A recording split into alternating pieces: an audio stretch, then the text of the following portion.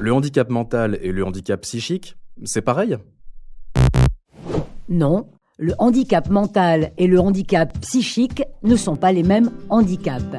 C'est la loi du 11 février 2005 qui a reconnu le handicap psychique et qui a permis aux malades d'ouvrir des droits, et notamment d'obtenir une reconnaissance en qualité de travailleur en situation de handicap, autrement dit RQTH.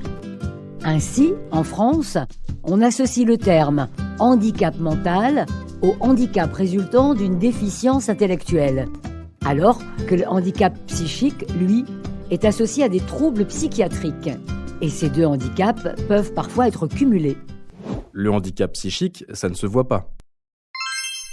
Effectivement, les handicaps psychiques sont la plupart du temps invisibles. Ils sont issus de pathologies ou de troubles tels que la dépression, les troubles obsessionnels compulsifs, autrement appelés TOC, la bipolarité, les troubles du comportement alimentaire, la schizophrénie et autres psychoses, les addictions. Ils peuvent se déclarer à tout âge. Un handicap psychique, c'est pour toute la vie? Un trouble psychique n'est pas forcément inscrit dans le temps pour toujours. Le handicap psychique peut être temporaire s'il est pris en charge grâce à une compensation adaptée aux besoins de la personne. En effet, une dépression ne sera pas forcément chronique, tout comme un TOC, même si on en garde une vulnérabilité. Bien sûr, d'autres troubles sont chroniques et nécessitent un accompagnement à vie, comme la bipolarité par exemple. Les addictions peuvent être temporaires, mais devenir chroniques du fait des accidents de la vie.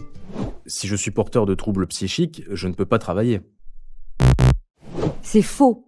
Le travail est un vecteur de lien social, de reconnaissance et nous donne une place, un rôle dans la société.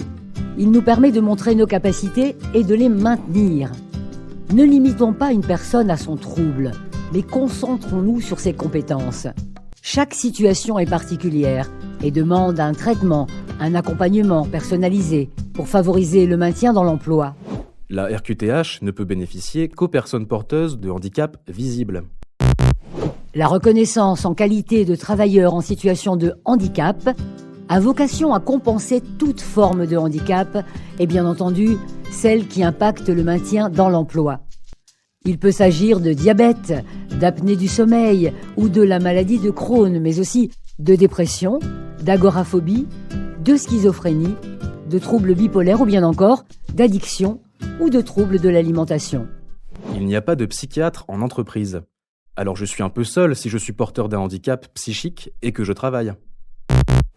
Dans votre entreprise, n'hésitez pas à demander conseil à l'assistant social, à l'infirmier du travail ou à tout autre préventeur, car ils œuvrent tous en partenariat avec des structures telles que le CREPSI ou Centre de ressources sur le handicap psychique.